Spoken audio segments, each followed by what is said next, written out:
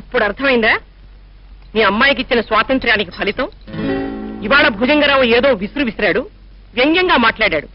ఇంకా ఎంతమంది ఆ ఫోటో చూసి ఎన్ని రకాలుగా అనుకుంటున్నారో. ఏమిటి మమ్మీ ఇది? గోరంతులు కొండంతులు చేసి పత్రికలు ఏదో రాస్తే దాని ఇంత సీరియస్ గా తీసుకుంటావెందుకు? కాలేజీలో అమ్మాయిలంతా కలిసి పిక్నిక్ వెళ్ళాం. అందులో ఒక అమ్మాయికి చిన్న యాక్సిడెంట్ జరిగింది. దారిలో వెళ్ళి అబ్బాయి హెల్ప్ చేశాడు. ఇందులో సడన్ గా ఒక స్టిల్ ఫోటోగ్రాఫర్ వచ్చి ఫోటో తీసేశాడు. దీనికి ఎందుకు ఇంత discussion? Don't be silly baby. నువ్వు చెప్పేదంతా మేము నమ్ముతాం అనుకున్నావా? ఆ ఫోటోలో మీరిద్దరే కనిపిస్తుంటే నువ్వేదో ఫ్రెండ్స్ పిక్నిక్ యాక్సిడెంట్ అని కాక్ అండ్ బుల్ స్టోరీస్ చెప్తావెందుకు? ఏమండి, నాకు అవతల ఫ్లవర్ షో ఓపెనింగ్ ఉంది, నేను వెళ్ళాలి. అమ్మాయిని కాస్త గట్టిగా అడగండి. ఆ కుర్రవాడెవరో, అతనితో దానికి ఉన్న రిలేషన్షిప్ ఏమిటో తెలుసుకోండి. నేను వస్తాను. Excuse me daddy. Wait baby.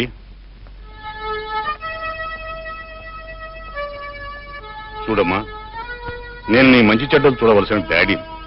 నాతో నిజం చెప్పు, అతను నీకు యాక్సిడెంటల్ గా కలిసినవాడా, లేక కావాలని నువ్వు కలుసుకున్నవాడా? కేవలం పరిచయస్తుడైతే పర్వాలేదు, కానీ అతనితో కలిసి నువ్వు జీవితాన్ని పంచుకోవాలనుకుంటే మాత్రం అతన్ని గురించిన వివరాలు మేము కూడా తెలుసుకోవటం అవసరం. పొడిగిస్తే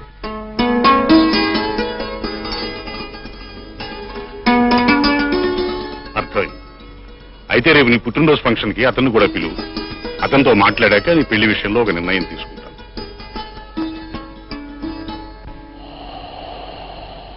పెళ్లి విషయంలో ఇప్పట్లో తొందరపడకూడదని నా ఉద్దేశం. ఆలస్యం చేయకూడదని, ఆ పెళ్లి తొందరగా చేసుకోవాలని నా నిర్ణయం. అంత తొందరగా పెళ్లి చేసుకుని ఏం చేస్తావు? ప్రతి పెళ్ళం ఏం చేస్తుందో అదే చేస్తాను. ఇంటి పని, వంట పని, నీ మంచి చెడు చూస్తాను. మంచి ఏమిటి, చెడు ఏమిటి? మంచి, నీ బట్టలు చూతాను, నీ పక్క సర్దుతాను, నీ పక్కన కూర్చొని కబుర్లు చెప్తాను. మరి చెడు? చెడు, నీ మీద అలుగుతాను, అల్లరి పెడతాను. అల్లరా అంటే? అది మన పెళ్ళైన తర్వాత అర్థమవుతుంది. ముందు నువ్వు మా డాడీని కలు. రేపు నా పుట్టినరోజు. మా డాడీ నిన్ను ప్రత్యేకంగా ఇన్వైట్ చేశారు. ఆయన ప్రత్యేకంగా ఇన్వైట్ చేస్తారు సరే, మరి నువ్వు?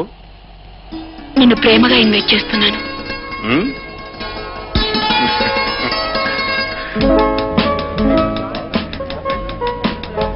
Hi Rekha. Hi. Many happy returns of the day. Thank you. Last year మేము అమెరికా వెళ్ళినప్పుడు ప్రెసిడెంట్ డ్రాగన్ తో వైట్ హౌస్ లో డిన్నర్ తీసుకున్నాం. అక్కడ వాళ్ళంతా యూఆర్ లుకింగ్ ప్రిటీ అన్నారు. నాకు చాలా సిగ్గేసింది. I really felt very shy, you know. After long time.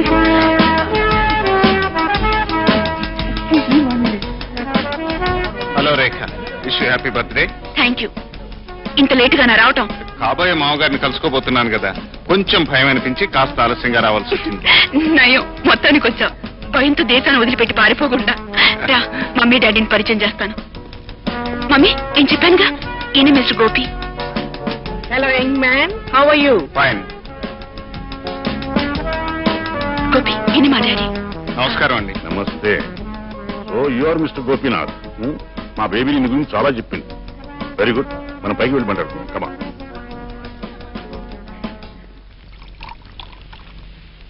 Mister Gopi, నువ్వు మా అమ్మాయిని పెళ్లి చేసుకోవాలనుకుంటున్నావా? అవును. మీ అనుమతి తీసుకుని. ఏం ఉద్యోగం చేస్తున్నావు? మెకానికల్ ఇంజనీర్ గా ఓ గ్యారేజ్ లో పనిచేస్తున్నాను. ఐసీ. జీతం ఎంత? 800. వేరే ఆస్తిపస్తులు ఏమైనా ఉన్నాయా? ఏమీ లేవు. మిస్టర్ గోపి, నా కూతురు రోజుకు ఒక చీర కడుతుంది. దాని ఖరీదంతో తెలుసా? 2000 రూపాయలకి తక్కువ ఉండదు. భోజనం దగ్గర తను తినగా మిగిలింది ఒక కుటుంబానికి వారం రోజుల వరకు సరిపోతుంది. కార్పెట్ల మీద, కారుల్లోనూ తప్ప నేల మీద నడిచే అలవాటు లేదు నా కూతురికి. అవన్నీ ఎందుకు చెప్తున్నారో తెలుసుకోవచ్చా? ఆ మాత్రం తెలియదు. పోనీ మార్కెట్లో ఉప్పు, పప్పు, బియ్యం ఏ ధరకు అమ్ముతున్నాయో తెలుసా? తెలియదని నీ ముఖమే చెప్తుంది. వెళ్లి వాటి రేట్లు కనుక్కుని బడ్జెట్ వేసుకుని మహారాణిలా పెరిగిన నా కూతురికి నీ నెల జీతంతో ఎన్ని పూట్ల తిండి పెట్టగలవో తేల్చుకుని అప్పుడు నా దగ్గరికి రా. వెళ్ళు.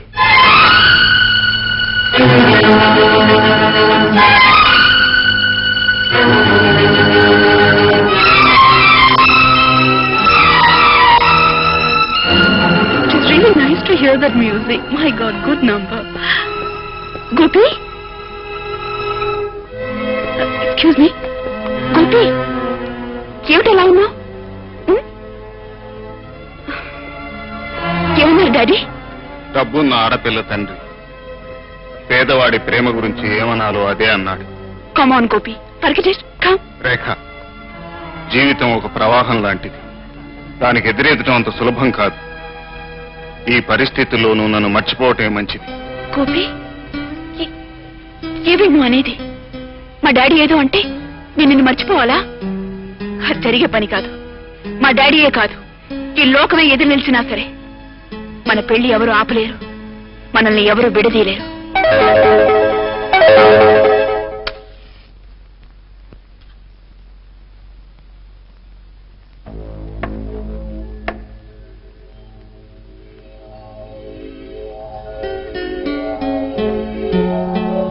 దయచేయండి లక్ష్మీ వరప్రసాదరావు గారు, దయచేయండి. పాపం, ఇలాంటి చీకటింట్లోకి అడుగు పెట్టడం మీకు ఇబ్బందిగానే ఉంటుంది, కానీ మాకు ఇది అలవాటైపోయింది. మాలాంటి మధ్యతరగతి జీవితాల్లో కష్ట సుఖాల్లాగే కరెంటు కూడా ఆటలాడుతోంది. కరెక్ట్. నీ తాహతగా కొవ్వొత్తించ, నువ్వు దాంతో సరిపెట్టుకోవాలే తప్ప పెద్ద ఇంటి దీపాన్ని నీ ఇంటి దీపం చేసుకోవాలి అనుకోవడం దురాశ అవుతుంది. ఓ అలాగా? అవును. నేల మీద బతికే నీలాంటి మనిషి ఆకాశంలో ఉండే ఇంద్రధనస్సు లాంటి నా కూతురు చేయందుకోవాలనుకోవడం చాలా పొరపాటు.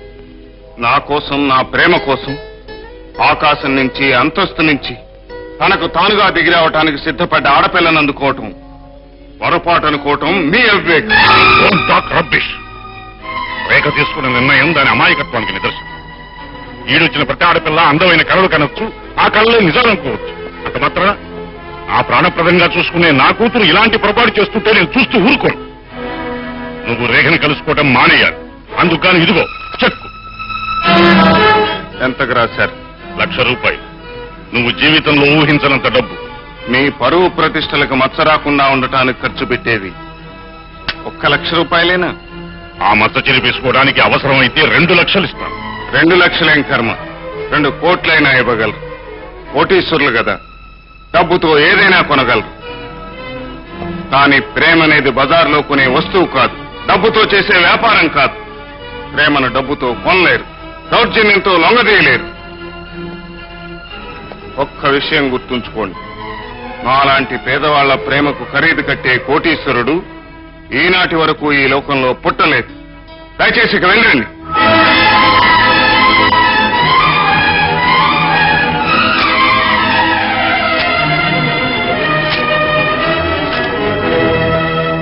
అవును రేఖ, మీ డాడీ డబ్బుతో నన్ను కొనాలనుకున్నారు, కానీ నేను లొంగలేదు. కనుక ఇక పెద్దరికంతోనూ అధికారంతోనూ నిన్ను కట్టేయాలనుకోవచ్చు. రేఖ, అనుకోని మన కలయిక అందమైన అనుబంధంగా మారింది. దాన్ని తెంపుకోవటం, మనసును చంపుకోవటం కష్టమే, కానీ మీ డాడీ కారణంగా మనం దూరం ఒక తప్పదేమోననిపిస్తోంది. గోపి, ప్రేమ అనేది ఏ కష్టానికి తల వంచదు, ఏ బాధకి భయపడదు. పెద్దలు హద్దులు పెట్టడం ప్రేమ విషయంలో పరిపాటేగా. నువ్వు దేని గురించి బాధపడద్దు. మా డాడీకి నేను నచ్చ చెప్తానుగా. నువ్వు నాకు నచ్చ చెప్పాలనుకుంటున్నావా రేఖ? ఇది లైలా మజ్ను కాలము కాదు, రోమియో జూలియట్ యుగము కాదు. పేదరికం తలుపు తడుతుంటే ప్రేమ కిటికీలోంచి పారిపోయే కాలం. ప్రేమ కథలు చెప్పుకోవడానికి బాగానే ఉంటాయి, కానీ జీవితమే ప్రేమ కథగా మారితే విషాదమే మిగులుతుంది. డాడీ, డబ్బు సంపాదనకి అలవాటు పడ్డ మీకు ప్రేమ కంటే రూపాయి నోట్లే విలువైనగా అనిపించొచ్చు, కానీ నాకు మాత్రం ఈ లోకంలో అన్నిటికంటే ముఖ్యమైంది ప్రేమ. అదే నీ నిర్ణయం అయితే నేను చెప్పేది ఒకటి. అతని గరాజీలో మెకానిక్ గా పనిచేయడం మనకి పరువు తప్పు, మన అంతస్తుకి అవమానం. అతన్ని వెంటనే ఆ ఉద్యోగం మానుకోమని చెప్పు. మీ డాడీ చెప్పారని ఎట్టి పరిస్థితుల్లోనూ నేను చేస్తున్న ఉద్యోగాన్ని మానలేను. ఆయన దృష్టిలో నా అంతస్తు చిన్నదే కావచ్చు, కానీ నేను కష్టపడి ఏర్పరచుకున్న అంతస్తు అన్నా, జీవితం అన్నా నాకెంతో గౌరవం. దాని గురించి సిగ్గుపడవలసిన అవసరం నాకు లేదు. అతను ఒట్టి మూర్ఖుడు, మొండివాడు. పేదరికమే గొప్పతనం అనుకుంటున్నాడు. ఐశ్వర్యవంతుణ్ణి ద్వేషించవచ్చును గాని ఐశ్వర్యాన్ని ద్వేషించడం దౌర్భాగ్యం. చూడు రేఖ, కటిక చీకట్లో కాలక్షేపం చేయడం మానుకుని వెలుగులో బ్రతకడం నేర్చుకోమని అతనితో చెప్పు. అప్పుడు అతన్ని ఇంటి అల్లుడిని చేసుకుంటాను. అప్పుడు మీరిద్దరూ మా కళ్ళెదుట సుఖంగా, సంతోషంగా బ్రతకొచ్చు. నా సుఖం కోసం, సౌఖ్యం కోసం నా వ్యక్తిత్వాన్ని చంపుకోలేను, నన్ను నేను అమ్ముకోలేను. రేఖ, నువ్వు నన్ను పెళ్లి చేసుకుంటే నాతో పాటే తింటావు, నాతోనే ఉంటావు, నా కష్ట సుఖాల్లో పాలు పంచుకుంటావు. అన్నం గురించి, ఆకలి గురించి మాట్లాడేవాడికి ఇంత గొప్ప ఇంటికి అల్లుడయ్యే అర్హత లేదు. అలాంటి వాడిని గురించి నువ్వు నా పరువు ప్రతిష్టల్ని మంటగలుపుతానంటే నేను ఒప్పుకోను.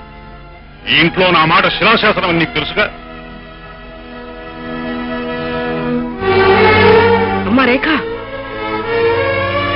ఎక్కడికి కొడుతున్నావమ్మా? నాన్నగారి మాట శిలాశాసనం. అందుకే ఆయన ఎదిరించడం ఎందుకని వెళ్ళిపోతున్నాను. ఏమిటా మతిలేని వాగుడు? ఎక్కడికి కొడతావు? ఎక్కడికి వెళ్ళినా 2 రోజుల్లో తిరిగి వస్తుంది రే. వయసులో ఉన్న పిల్లకి ఆవేశం సహజం. ఇల్లు వదిలి వెళ్ళిన తర్వాత ఆవేశం తగ్గి ఆలోచన వస్తుంది. అప్పుడు ఎలాగో మన దగ్గరికి రాక తప్పదు. మీ కూతురు గురించి మీరు చాలా తక్కువగా అంచనా వేశారు డాడీ. నేను మాత్రం నా స్నేహితుడు భుజంగరావు నాకు బాగా కావలసిన వాడు. అతని ఎంతో పేరు ప్రతిష్టలున్న వంశం. వాళ్ళ అబ్బాయి అనేక దేశాల్లో పెద్ద పెద్ద వ్యాపారాలు చేస్తున్న బిజినెస్ మ్యాగ్నెట్. అతను వచ్చే వారం ఇండియాకి తిరిగి వస్తున్నాడు. అప్పుడు అతనితో నీకు నిశ్చితార్థం జరుగుతుంది. That's all.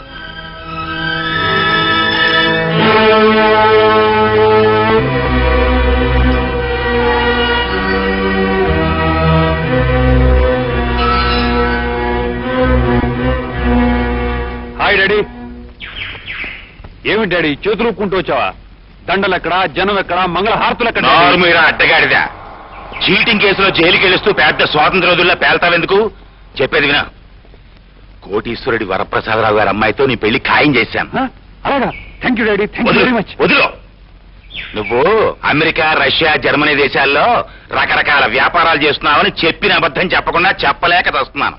కాబట్టి నువ్వు రాజమండ్రి సెంట్రల్ జైల్లో రాళ్లు కొట్టిన సంగతి, విశాఖపట్నం జైల్లో విస్తరాకులు కుట్టిన సంగతి తెలియకుండా చేయాలి. ఎవరికన్నా తెలిసిందో నువ్వు పెద్ద తిరుపతిలోనూ నేను చిన్న తిరుపతిలోనూ అడుక్కు తినాలి. డోంట్ వరీ డాడీ, అవి నేనేం చూసుకుంటాను కదా. పదా పద ఎక్కువ. రండి రండి బాబు గారు. నమస్కారం. నమస్కారం. రండి రండి, రండి కూర్చోండి. కూర్చోండమ్మా. బావగారు, మావాడు నిన్ననే బయటకు వచ్చాడు. అదే ఫ్లైట్ లోంచి అడుగు బయట పెట్టాడు. తక్షణం తీసుకొచ్చాను. మొత్తానికి ఇన్నేళ్ల మన స్నేహం బంధుత్వంగా మారడానికి ఇంతకాలం పట్టింది.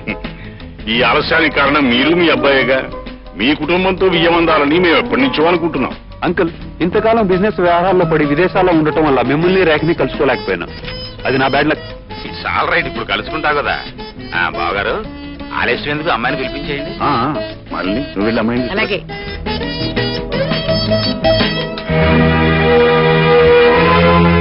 నమస్తే. నువ్వా? నువ్వెందుకు వచ్చావు ఇక్కడికి? నాకు కావలసిన మనిషి కోసం రావాల్సి వచ్చింది. అసలు ఈ ఇంట్లో అడుగు పెట్టడానికి నీకు అనుమతి ఎవరిచ్చారు? అనుమతి కోసం ఆలస్యం చేసి రేఖను నాకు దూరం చేసుకోలేను. Shut up and get out. వెళ్తాను. రేఖను తీసుకుని మరీ వెళ్తాను. రేఖను తీసుకెళ్ళడానికి నువ్వెవరు? అది నా కూతురు. ఒకరి కూతురైన ప్రతి ఆడది ఏదో ఒక రోజున మరొకరు ఇల్లాలవుతుంది వరప్రసాదరావు గారు. నాకు కాబోయే ఇల్లాలను నేను తీసుకుని వెళ్తాను. రేఖ నిన్ను పెళ్లి చేసుకుంటుందని నాకు ధీమాగా ఎలా చెప్తున్నావు? మేమిద్దరం ప్రేమించుకున్నాం గనక. ప్రేమ, లవ్, రొమాన్స్ ఇవన్నీ పుస్తకాలు తప్ప జీవితంలో ఉండవు. అది తెలుసుకో. మీ జీవితంలో డబ్బు తప్ప ఇంకేం లేకపోవచ్చు డాడీ, కానీ మా జీవితంలో అవన్నీ ఉన్నాయి.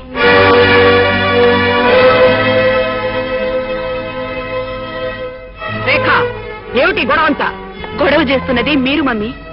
నాకు ఇష్టం లేకపోయినా డబ్బు, ఆస్తి, హోదా అంటూ బలవంతంగా నిశ్చితార్థం జరపాలని చూస్తున్నారు. నేను గోపిని ప్రేమించాను. అందుకు మీరు అభ్యంతరం చెప్తున్నారు గనక మిమ్మల్ని ఇంటిని వదిలిపెట్టి అతనితో వెళ్ళిపోవాలని నిర్ణయించుకున్నాను. రేఖ, ఆగు. రేఖ, అడుగు ముందరికి వేసావా? జాగ్రత్త. రేఖ మీరు చేయి పట్టుకుని అడుగులు వేయించే పసిపిల్ల కాదు వరప్రసాదరావు గారు. రా రేఖ.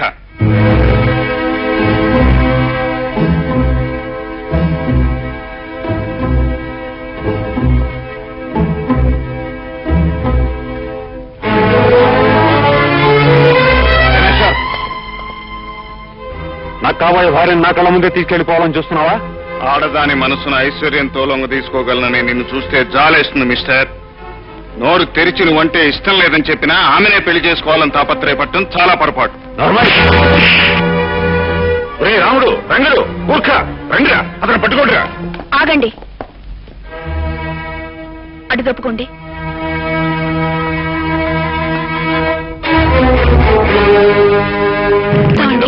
ఇంకో వారం రోజులైనా ఉంటే బాగుంటేది. ఇలా వచ్చారా వెళ్ళిపోతున్నారు. మూర్తి, ఈ ఊళ్ళో నువ్వు మాకు చూపించిన ఆదరణ, అభిమానం మర్చిపోలేవురా. Thank you very much. అదేమిటి గోపి, స్నేహితులమైన అన్నదమ్ముల కంటే ఎక్కువగా ఉన్నాం. మనలో మనకి ఫార్మాలిటీస్ ఏమిటి? నీలాంటి స్నేహితుడు దొరకడం మా అదృష్టం.